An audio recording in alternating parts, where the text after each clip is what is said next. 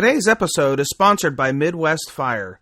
For more than 20 years, Midwest Fire has been manufacturing high-quality tankers, tanker pumpers, and fire rescue vehicles in the United States and Canada. Keeping firefighters safe while enhancing their capabilities is what they do best. To learn more, go to MidwestFire.com. Hello and welcome to episode 140 of the Situational Awareness Matters radio show. I'm your host, Rich Gasaway.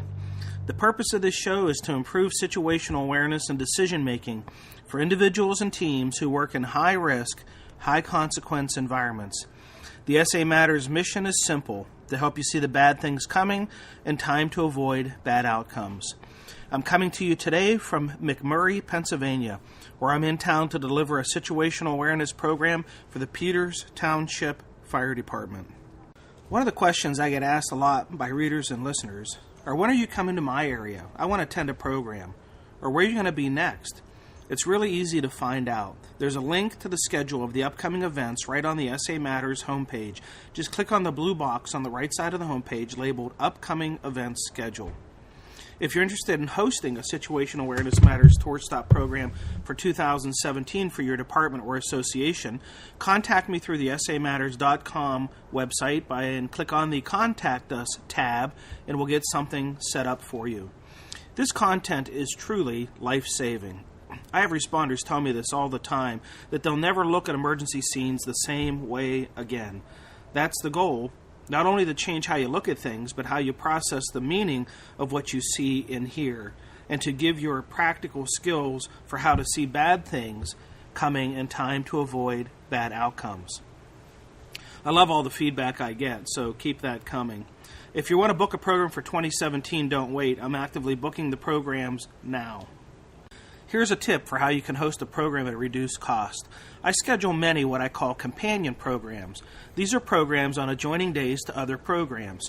So if you see I'm delivering a program within a couple hours of where your department is located, and you think you might want to tag along as a companion, contact me.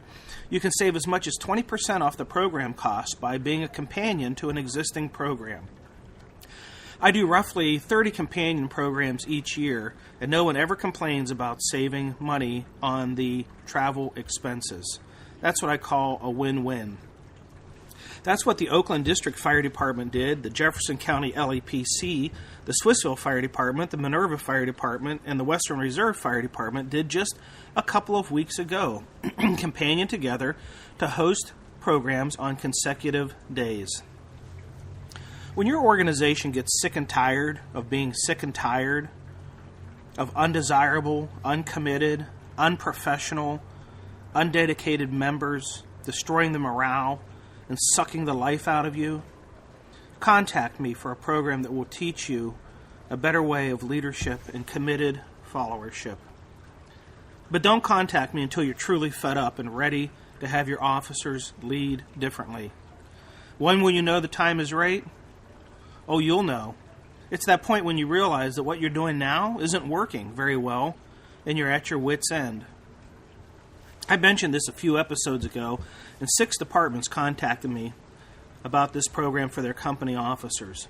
The Company Officer Development Institute is a 2-day to 5-day program with no PowerPoint. That's right, you heard that right, no PowerPoint. No book either. The program was developed from scratch to help company officers with the skills needed to successfully lead at the company level. My co-facilitator, Indianapolis Fire Captain Patrick Harper, and I share practical, actionable best practices for leadership, problem-solving, conflict resolution, teamwork motivation, generational leadership, discipline, coaching for performance improvement, and more. The program truly is customized to fit the issues of those in the room.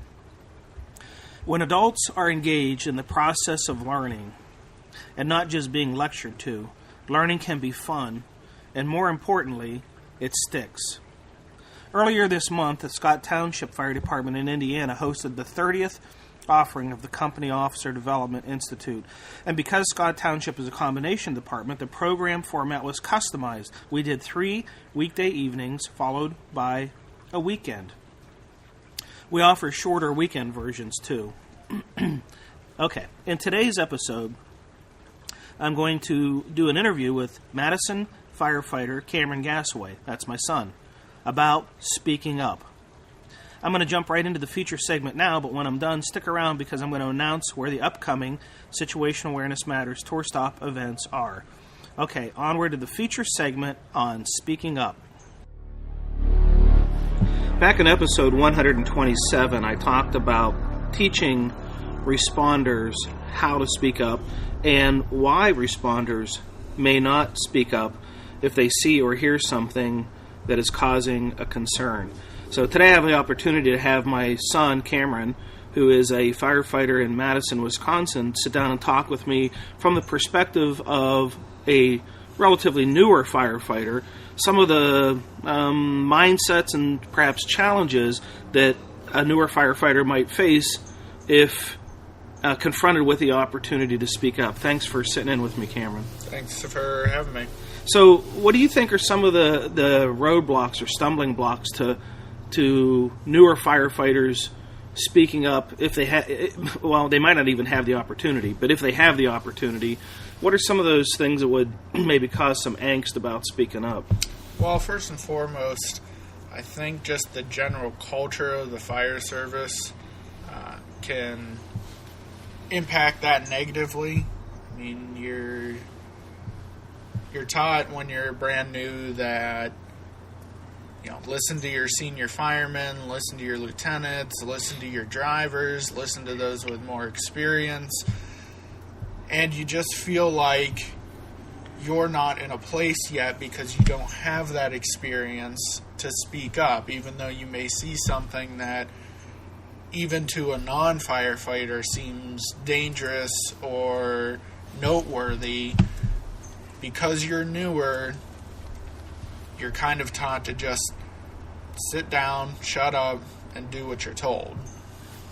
But coming in, you're a newer firefighter is fresh out of the academy, and they have recent exposure to some lessons that maybe someone who's been on the job 15 or 20 years have, long since forgotten.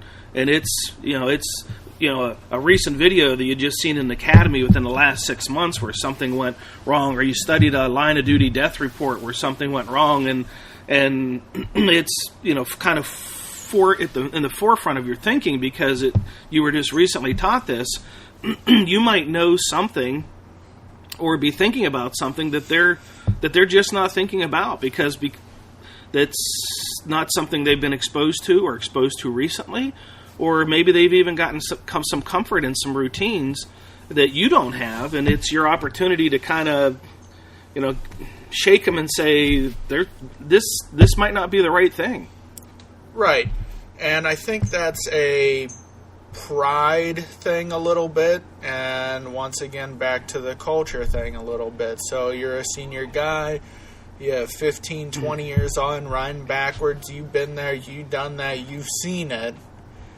And to have somebody who, has less time on than your boots have in service come up to you and say, hey, I think we're doing something wrong, or hey, did you see this? And if it turns out that you were doing it wrong or you didn't see it, that can hit hard to a senior firefighter because all of a sudden they're not as good as they thought they were. They feel as though they've lost that edge, and that hurts. Firefighters take a lot of pride in doing what they do and who they are. So to have somebody come up and just kind of take a chunk out of your pride like that can really, it can piss a lot of people off very, very quickly because they don't see what that new person is doing for what they are. That new person is not coming up and trying to make that senior person feel inadequate or anything like that. That new person is honestly coming up and trying to be the best firefighter they can be, and kind of proving themselves a little bit while also still keeping their crew safe and trying to get the job done in an efficient and life-saving manner.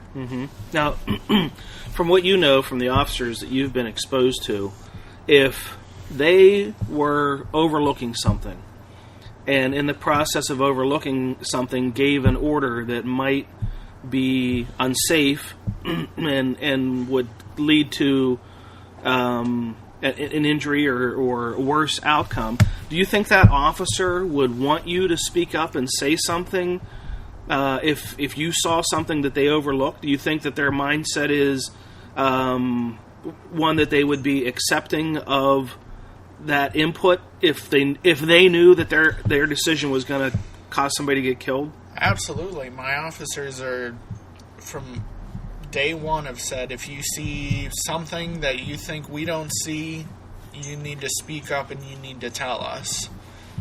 And it's my belief that they're, very honest about that. And if I really do see something, I feel comfortable telling them about it. But you turn around and there's kind of a line.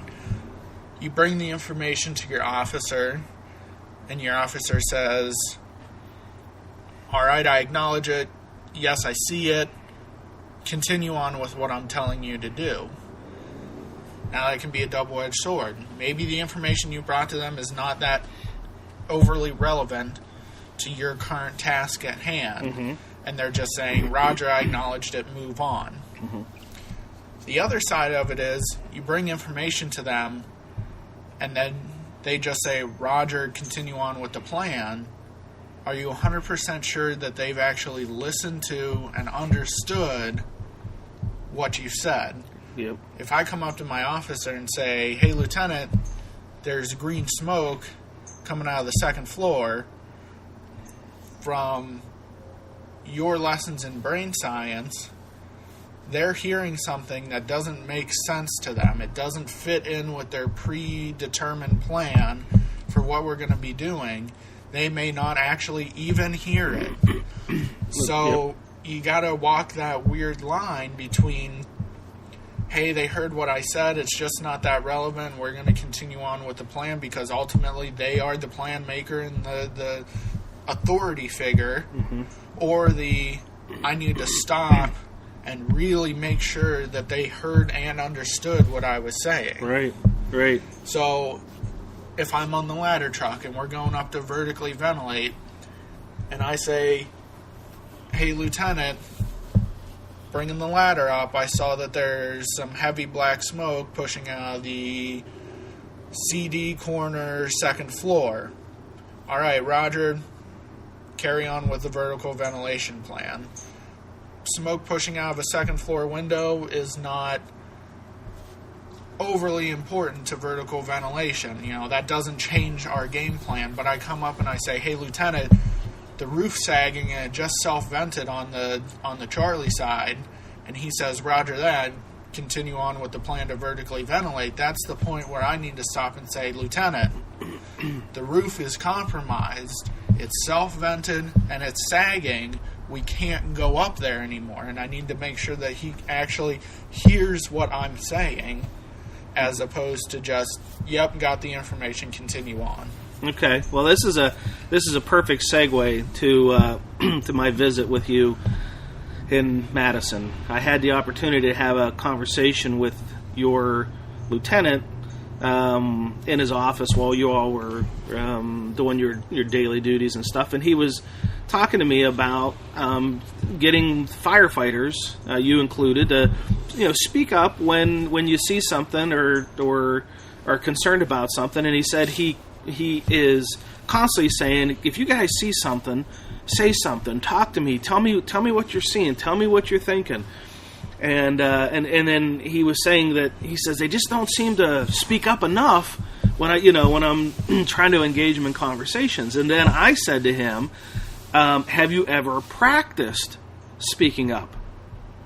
And he kind of paused and looked at me, and I said, practice, like, as a drill, have them come up to you and actually speak up to you and say, they've got a concern about something.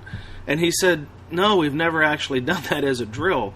And I said, well, you should, try doing that as a drill and getting them comfortable with that kind of speaking up, and then maybe they might do it more often. So fast forward, we have that conversation among some other conversations, and the day goes on, and run some calls and have some lunch, and in the afternoon, they have a roof ventilation prop behind the station, which is a mobile facility that has some plywood on a frame that can be then tilted to different pitch angles and such. And you're going to do these drills, and the crew, including you, get on the ladder truck, drive around the station, pull up.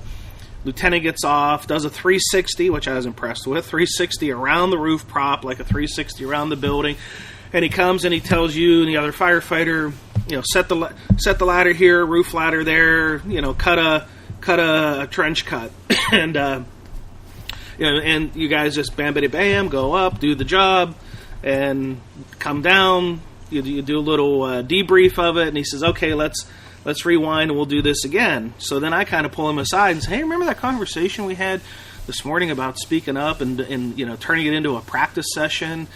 And I said, what do you think about us doing that on this drill? And he kind of smiled and he said, I like it. Let's do that. So he was in on it. So what we did is the next time the truck pulled around, and of course, I guess we should preface this with you had a little audience there because you have 10 people on duty, and there was only, I think, 4 of you doing this exercise. And I think another apparatus had come to refuel at the station, so they had that crew watching on too.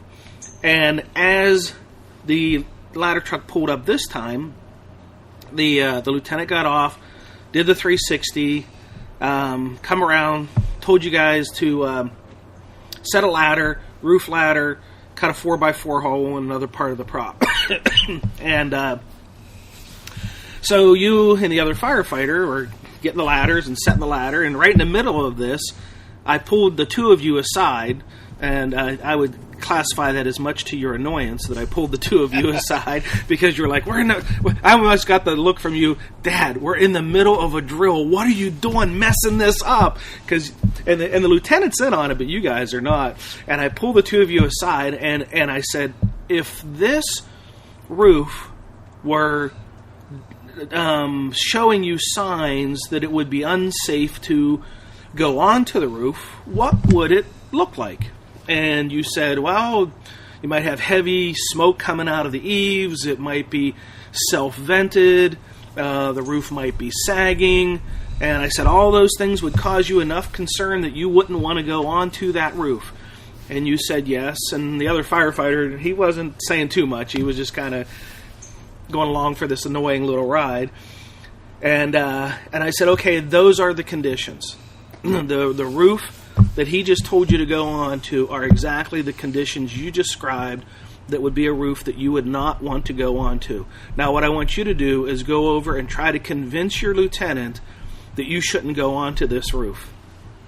And then I released you back into the wild, and the 2 of you went over to your lieutenant, and I kind of walked over and kind of watched this conversation as you tried to explain to the lieutenant that this roof was sagging and it was self-vented, and he was, of course, he's playing along, but he was doing the role of I'll hear nothing of it. I want you guys on that roof to vent. And the other firefighter went into action mode. He's like, "Come on, Cameron, let's get the ladder. We got to go to the roof."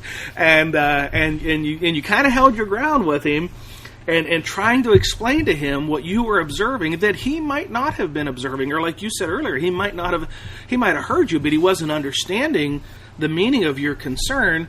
And then we said, okay, we called it. We said, okay, stop. Let's debrief what just happened here. Well, the other firefighter, I think he was hands on the ladder. He might even been halfway up the ladder because he kind of like broke off from the drill. He was going to go cut the hole. That's what his assignment was. So the lieutenant pulled everyone together, and we kind of debriefed this, what it was like to speak up. And I remember asking you, Cameron, what did that feel like to actually speak up? It's one thing to say you would speak up. It's one thing to have your officer tell you to speak up. But in this scenario, in the heat of a truck, with a fire, with an audience, with a task to be done, what was that like to actually speak up and tell him that you thought the order was going to get you hurt or killed? And what did you say? I said it was the worst feeling I've ever had. I mean, to go up and to tell my lieutenant, who has well over 20 years of experience, that his decision was essentially wrong and we should not be doing it was the worst feeling ever. Because, there you are, you're his subordinate, he's the truck boss, and you have to tell him, hey, Lieutenant, I think you're wrong. Right. But what we had set up for you and the other firefighter were conditions such that with the self-vented heavy smoke from the eaves and the roof sagging would have put you in a very high jeopardy situation, which would even go as far as to say taking excessive risk to accomplish a task that was probably not appropriate for those conditions. And under that circumstance, speaking up was the right thing to do. But actually speaking up was an extremely hard thing to do, right? Absolutely. And it was pretty close to real life as it could possibly be, because the only people in on it were my dad and the lieutenant. Nobody else knew. None of the spectators, none of my other crews, my other lieutenant who's sitting there watching. Nobody's in on it. All of a sudden, all they see is I'm talking to my lieutenant, and props to my lieutenant, he played the tough guy role pretty well. And he kept saying, you grab that ladder and you go to that roof, and I kept having to argue with him, and I have the rest of my crew and a crew from a different rig watching this go down, and it was just, it was intense. Yeah. I could feel the tension between you and the other firefighter. The lieutenant, he played the role, but when it was done, I think he absolutely loved the fact that you did speak up and express that concern. And I even talked to him later, and I said, "What do you think?" And he said, "That was great." He said, "That was a great addition to the drill, because my concerns of would they speak up kind of came to life, because I got to see how hard it was for them to speak up. And this was just a drill. This wasn't even the real fire scene, but all the elements of stress were present. And he said, I saw how hard it was for them to actually engage me in a way that expressed those concerns." Yeah, it was a great learning experience for us all, because up until that point, we hadn't really talked about it. We just said, the lieutenants just said, hey, just tell us if there's something wrong. Tell us if there's something wrong, and we'll address it from there. But we never actually practiced, hey, Lieutenant, this isn't going right, or I see this, or anything other like that. Do you think, if having done that drill, now if you were at a real fire scene and you had the same thing happen, in other words, what occurred in the drill is now occurring in real life, do you think as a result of having practiced that it would be easier in the real situation? I think it would definitely be a little bit easier. It's still not going to be an easy thing, and no matter how much practice you have, it's probably never going to be a conversational ease to it. Yeah. You're still telling somebody with a lot more experience that you think they're wrong, or you think they're missing something, and once again that pride thing comes back to hit them. Yeah. But I think it's certainly going to be a lot easier, because at least we've been through that once before, and I feel like my lieutenant has a better understanding of, if I come up to him and I say something in a very similar fashion to the way I did in that drill, that maybe he should take a second and pay attention. Yeah.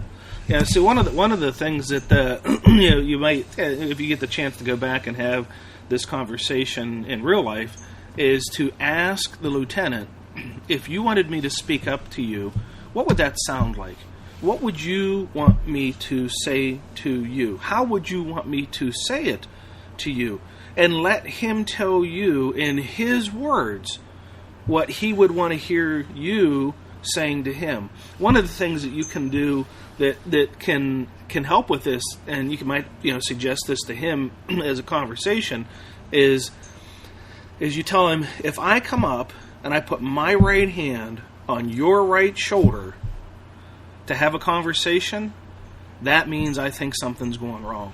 Without even saying it. When my right hand hits your right shoulder, and he could do the same to you or anybody on the crew. When that right hand touches that right shoulder, that's the unspoken word, and it could even be on a medical call. Under any circumstance, that movement is the indication, without saying it, I have a deep concern that something is going wrong here. And when you look somebody eye to eye with your hand on their shoulder, they're far more likely to give you their attention. Doesn't necessarily mean they're going to be comprehending, but it could help.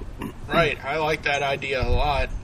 In your program and previous podcasts, I believe you've talked about in the airline industry, they have a code word, and that code word is, I have a concern. Yeah. And when that is said, everything stops, and whoever said, I have a concern, gets the floor. Right, and that's not a statement that's said casually. I mean, that is the mother of all trigger phrases indicating there is a deep concern. You wouldn't say that unless you really thought something was really going wrong.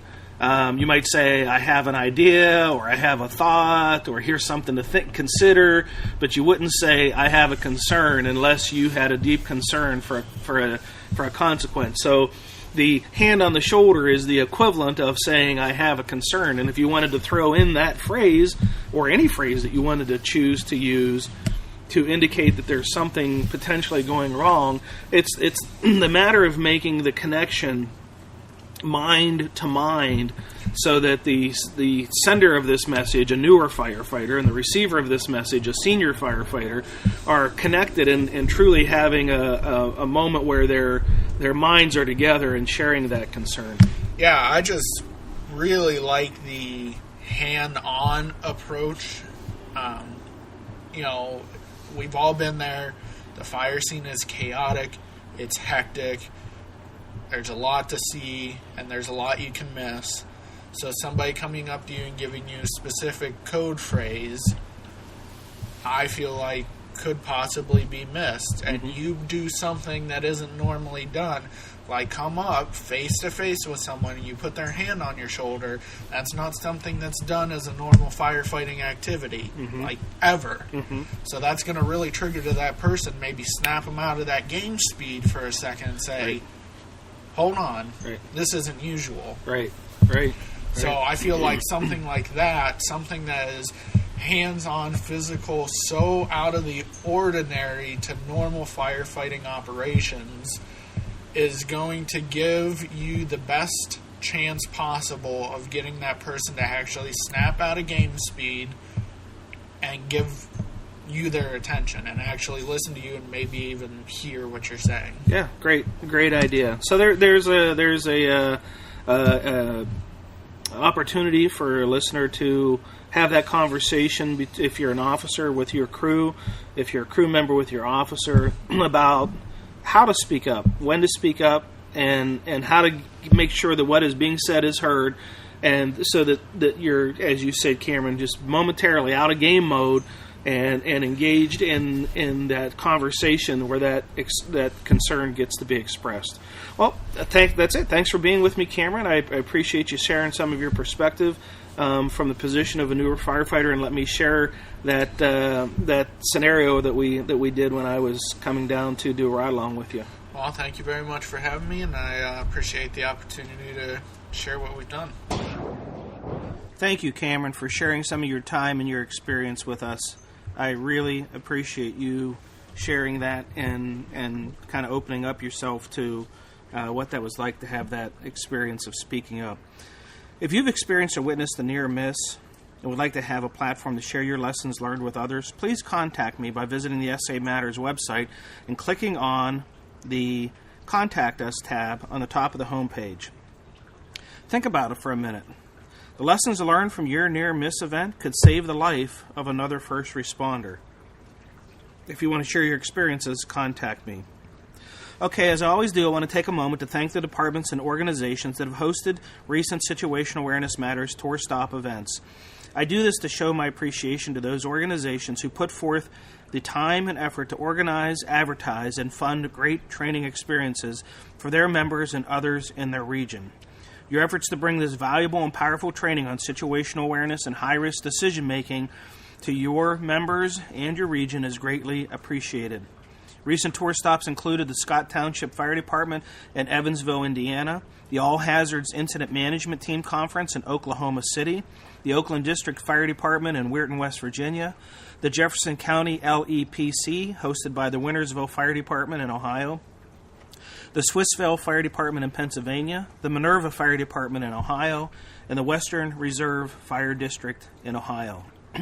And where I am today, McMurray, Pennsylvania, doing a program for the Peters Township Fire Department, the last SA Matters tour stop of 2016.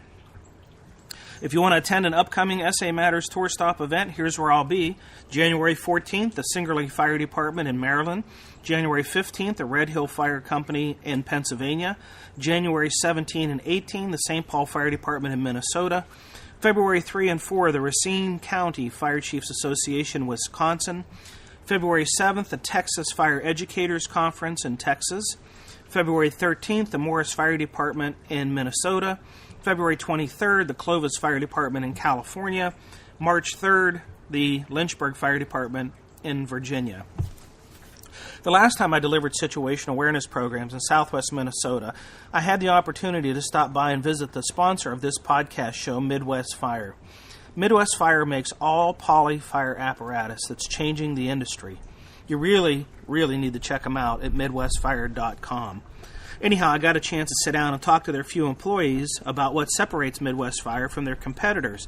Let's listen into the conversation I had here with account executive Dalton Lingbeck as he talks about the custom build and stock apparatus in inventory and how to start the process for designing and building your fire truck. All right, Dalton, do you guys do you do custom builds, or do you do stock builds, or do you do both? Do you maintain an inventory of trucks that people can just, buy today and have delivered tomorrow? How does all that work? Well, we actually do both, and as much as we can keep stock trucks on hand, we have an inventory, but that's the hard part. We do a lot of custom trucks every year. It's what we do. I mean, we are here to build what the department needs.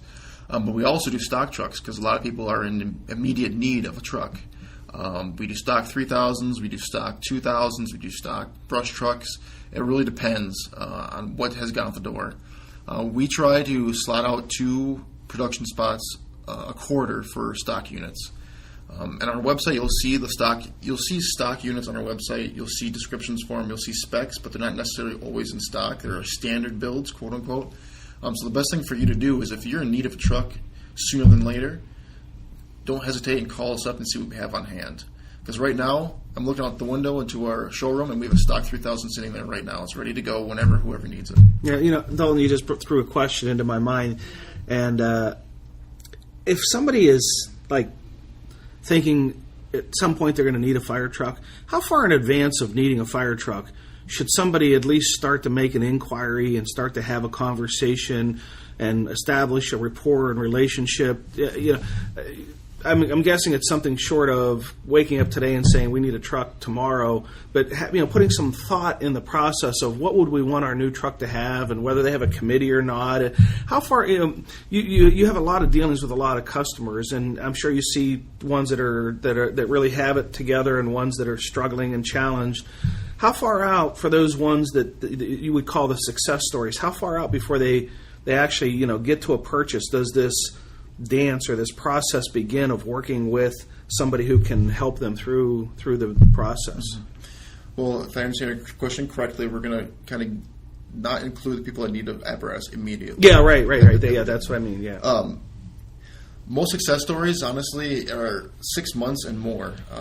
You really want to get an idea of what truck you need and what truck you guys are going to spec out. The speccing out process is the hardest part because you're talking with a lot of people trying to get ideas on the paper, and that's what we are here for. We're here to talk about that. But the cool thing about with us is obviously, like I said in a previous question, is that we are direct communication, right? We're directly at the facility. So any questions, all questions that we can answer are going to be answered no matter what. But what you want to do is you want to get specs on the paper, you want to go through those specs, and you want to make sure everything is accurate, because the worst thing that can happen is for a truck to be incomplete or wrong when you take delivery of it. That's what we try to make sure does not happen. So like I said, try to prepare as long as you can beforehand. Obviously there are situations where it can build up, a couple of weeks, and here we go. We try to make it as easy as possible for you, try to make it as comfortable as possible for you. But yeah, prepare. Oh, there you go. If you're thinking about buying a truck, don't wake up on Monday and say, we need to buy a truck on Tuesday. Put some thought into it. Reach out to Midwest Fire, have some conversations, and start to get some ideas flowing. As you heard from Dalton, the best success stories are those that start about 6 months before they're going to actually buy the truck, of just gathering thoughts and ideas and trying to see what's available and what's best for them. So check them out, MidwestFire.com. Thank you, Midwest Fire President Sarah Atchison, and all your staff for your awesome commitment to improving first responder safety. I sincerely appreciate your support of my mission. If you're interested in seeing all the locations of the upcoming Situational Awareness Matters tour stops, head over to the SA Matters website and click on the blue box on the right side of the homepage. It's labeled Upcoming Events Schedule. The schedule is always changing, so check back often. If you want to give me suggestions for improving this show, shoot me an email by using the Contact Us link on the website. If you're not a subscriber, please consider subscribing by checking the red box on the right side of the homepage. It says Free Membership. If you're already a subscriber, consider contacting someone that you think might benefit from the free subscription and the content on the website. If you want to get connected with me on social media, you can follow @RichGasaway on Twitter. If you want to get connected on LinkedIn, you can find me by searching Rich Gasaway on LinkedIn. Remember to swing by and check out the new online academy by clicking the green button on the right side of the SA Matters homepage that says Online Academy. Well, that's it. Episode 140 is complete. Thank you to our podcast sponsor, Midwest Fire.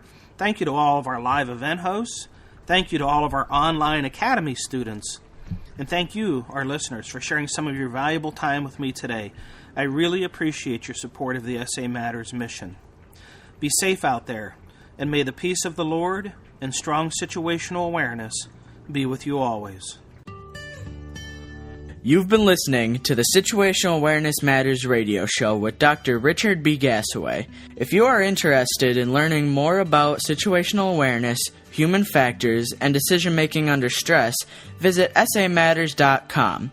If you are interested in booking Dr. Gasaway for an upcoming event, visit his personal website at richgasaway.com.